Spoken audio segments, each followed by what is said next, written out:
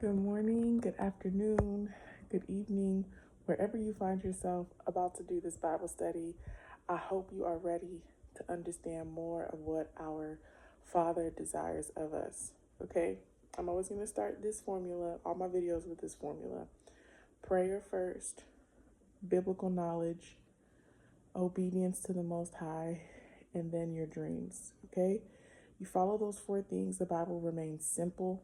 You get out of all destruction and you get into being the holy you that God created you to be.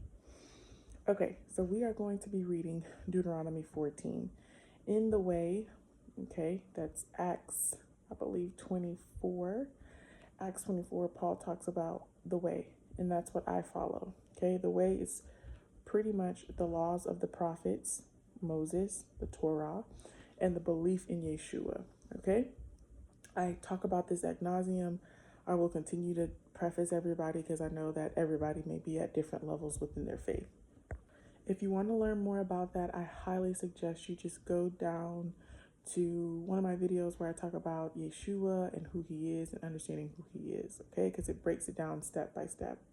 Now we are going through the laws of Moses because this is often the lost art of Bible teaching in modern day religion, where they are just like, hey, you don't need to follow the Old Testament, but you absolutely do. And we are going to read the Bible and see what the Old Testament actually says and just how actually beneficial it is for your life, not just in heaven, but on earth. All right, so that's where we're going to begin. And Moses is setting the scene for the children of Israel to go and to take possession of the land. That's one key concept that you are going to see quite often is the Most High has called us to own land, to be the leaders, to be the head and not the tail. And that is not defined by how much money is in our bank account. That is defined by the ownership that we have. So the concept of ownership is not just a business term. It's not just a investment term. It's a God term. And we're going to see that. But the first thing that we're going to talk about in Deuteronomy 14 is how we're supposed to treat our body. And to all my young male athletes, this is going to be not more important for you, but you're going to have more of an acumen towards this because if you want to play long, you got to take care of your body, point blank, period. And that concept doesn't come from athleticism, it comes from God. All right. So, Deuteronomy 14, let's go ahead and get started. Open up your Bibles. Let's go. Forbidden practices. You are sons of the Lord your God. Do not cut yourselves or make a bald spot on your head on behalf of the dead, for you are a holy people belonging to the Lord your God. The Lord has chosen you to be his own possession out of all the peoples on the face of the earth. Clean and unclean foods. You must not eat any detestable things. These are the animals that you may eat: oxen, sheep, goats, deer, gazelles, roe deer, wild goats, ibexes, antelopes, and mountain sheep. You may eat any animal that has hooves divided into, and choose the cud. But among the ones that chew the cud or have divided hooves, you are not to eat these: camels, hares, hyraxes. Though they chew the cud, they do not have hooves. They are unclean for you. This is where some of y'all may go wild, but gotta leave the pepperoni pizza down. Okay, so he said they are unclean for you. And pigs, verse 8. They have hooves, they do not chew the cud. They are unclean for you. I'm going to stop there because if you know the science behind pigs, they have, because I had a hard time transitioning from pork and pizza and all the things that I enjoyed eating. And then my husband took me to a farm one time and I saw like a pig and I was like, okay, they look very gross, but then I also began to study like the science, and my husband brought the science behind it, how the pigs have, they have worms in all that stuff that literally cannot be cooked away. So when you eat pork, you eat those things, they are literally, and you're literally ingesting worms, like in the body that God gave you. Okay. So that's when I was like, okay, pork down. It doesn't matter how much I like my pork sausage or my pepperoni pizza. I will find an alternative, and I did beef pepperoni. It is an amazing alternative, and it's really, really, really good. And it's much better for you than pepperoni, right? Though they have hooves, they do not chew the cud. They are unclean for you. Do not eat their meat or touch their carcasses. You may eat everything from the water that has fins and scales, but you may not eat anything that does not have fins and scales. It is unclean for you. Shrimp.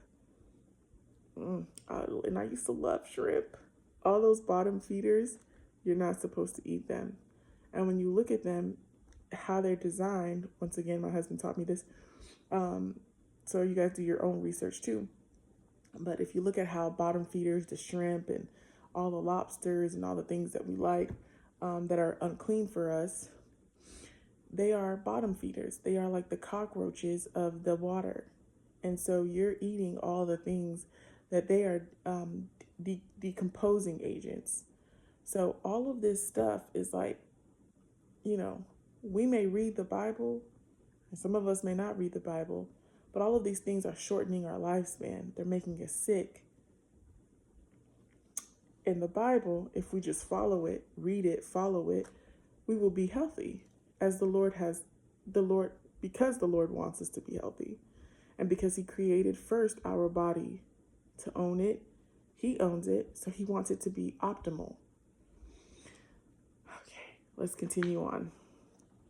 You may eat every clean bird, but these are the ones you may not eat: eagles, bearded vultures, black vultures, the kites, any kind of falcon, every kind of raven, ostriches, short-eared owls, gulls, any kind of hawk, little owls, long-eared owls, barn owls, eagle owls, osprey, cormorants, storks, any kind of heron, hoopies, and bats.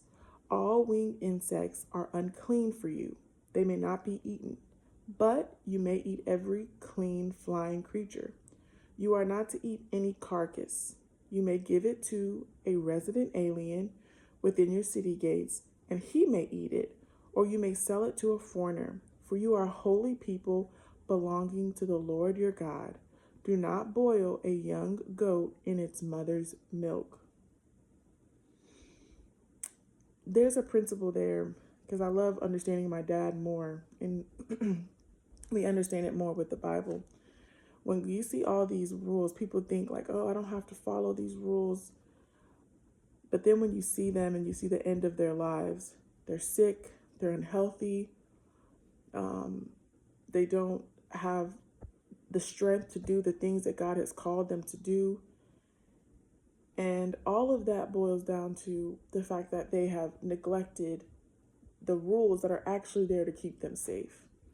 So I always repeat this to my children: God's laws are love for me, because I want them to have, and I want you to have, and I want myself to have, and anybody that listens, the best relationship that we can with the laws of the Most High. Not from a perspective of a dad that doesn't care for their children, but a perspective of a dad that loves their children and that wants their children to be the most optimal that they can be in order for them to do his purposes. And so whenever you see all these laws and rules, commands and statutes, I want you to understand first and foremost that they are love for you. They are not to bind you. They are not to make your life feel boring or to cut you off from delicious food, because that food is slowly killing you. And I had to understand this through a lot of trial and error, okay, because I was hard-headed. But I now realize that this is God's love for me. Let's continue on. A tenth for the Lord. Each year you are to set aside a tenth of all the produce grown in your fields. You are to eat a tenth of your grain, new wine, and fresh oil, the firstborn of your herd and flock, in the presence of the Lord God at the place where he chooses to have his name dwell, so that you will always learn to fear the Lord your God. But if the distance is too great for you to carry it, since the place where the Lord your God chooses, you are to eat, this is verse 23, or actually verse 24. No, let's go back to verse 23. You are to eat a tenth of your grain, new wine, and fresh oil, and the firstborn of your herd and flock in the presence of the Lord your God at the place where he chooses to have his name dwell, so that you will always learn to fear the Lord your God. But if the distance is too great for you to carry it, since the place where the Lord your God chooses to put his name is too far away from you, and since the Lord your God has blessed you, then exchange it for silver. Take the silver in your hand and go to the place the Lord your God chooses. You may spend the silver on anything you want: cattle, sheep, goats, wine, beer, or anything you desire. You are to feast there in the presence of the Lord your God and rejoice with your family. Do not neglect the Levite within your city gates, since he has no portion or inheritance among you. At the end of every 3 years, bring a tenth of all your produce for that year and store it within your city gates. Then the Levite who has no portion or inheritance among you, the resident alien, the fatherless, and the widow within your city gates may come, eat, and be satisfied. And the Lord your God will bless you in all the work of your hands that you do. Very simply put, we are the people that God has blessed, and these are his rules: a tenth for the Lord. But a beautiful thing that I love about God, and you'll see this often, is God is such a gracious God. When you obey him, he's saying, go, sell a little bit of what you have and go enjoy with your family. Every 3 years, have a feast. Eat anything you want. Enjoy. Get wine, get beer, enjoy life. And that's a part of God that we don't hear about, we don't talk about, because people don't read the Old Testament. This is why it's so important to read, so you can understand the character of your God and you can understand the laws that he's made for you. So provisions should be made, especially to my young male athletes, widows, orphans, people that don't have fathers. And we don't have Levites anymore. So, they still exist. The lineage of the Levites still exist. But God is our Yeshua, not God, sorry. Yeshua, the Son of God, is our high priest, right? So with him being our high priest, we know that we don't have to give to a church. So oftentimes people are like, hey, pastors are like, hey, you have to give to me. No, I don't. No, you don't. That's why you have to know your word. But you do have to give to the widows and you have to give to the orphans. And so you should give a tenth of what you have to the widows or the orphans that are within your reach. That is biblical. That is God's way of doing things. All right, I'll see y'all on the next one. Bye.